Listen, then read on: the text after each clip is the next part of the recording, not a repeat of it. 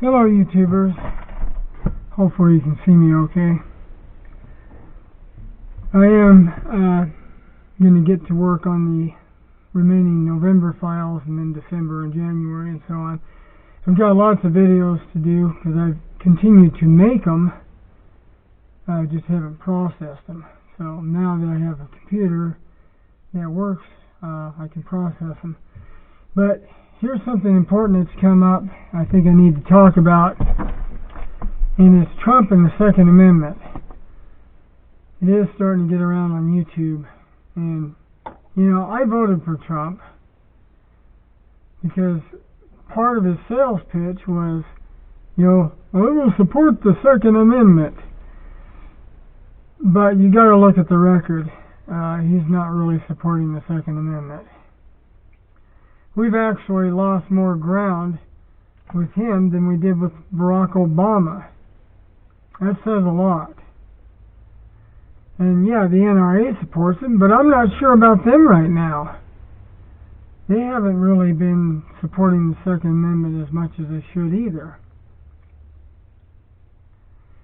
I belong to Gun Owners of America, and they do support the Second Amendment. There are a handful of organizations that do. They are one of them that definitely does, no doubt. But I got to thinking about this. Okay, we got the bump stop ban.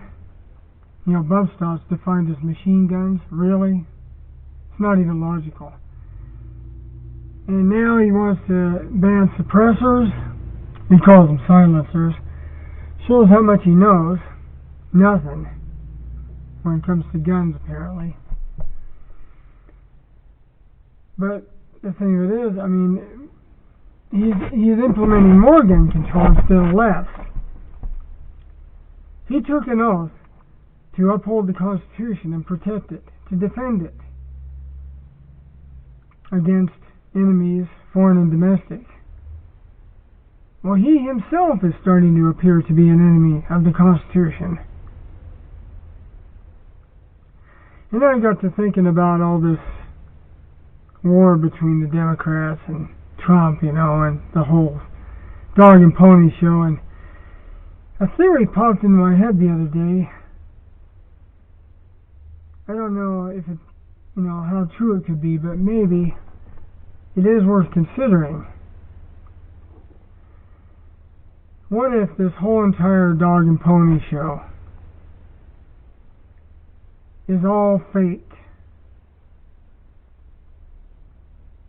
You can compare the government to professional wrestling. We used to have professional wrestling come here at Pendleton, Oregon. And when I was a teenager, I'd go watch. And then I'd stay late, try to get autographs and stuff. And I noticed that after the match, all the guys that were brutal enemies of each other were all buddy-buddy afterwards. It was all just a big act. Well, I can't help but think maybe this is what this is. Maybe this whole thing is concocted to keep us, the Americans, confused and disoriented and occupied while they continue to implement more control and take more freedoms away. A long time ago, this explanation would have sounded ridiculous, but I'm not so sure now.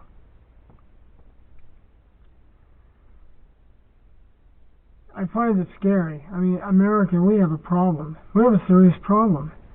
Because in 2020, so far we don't have a candidate that's going to help us with the Second Amendment. I find this deeply troubling. And I hope you do too.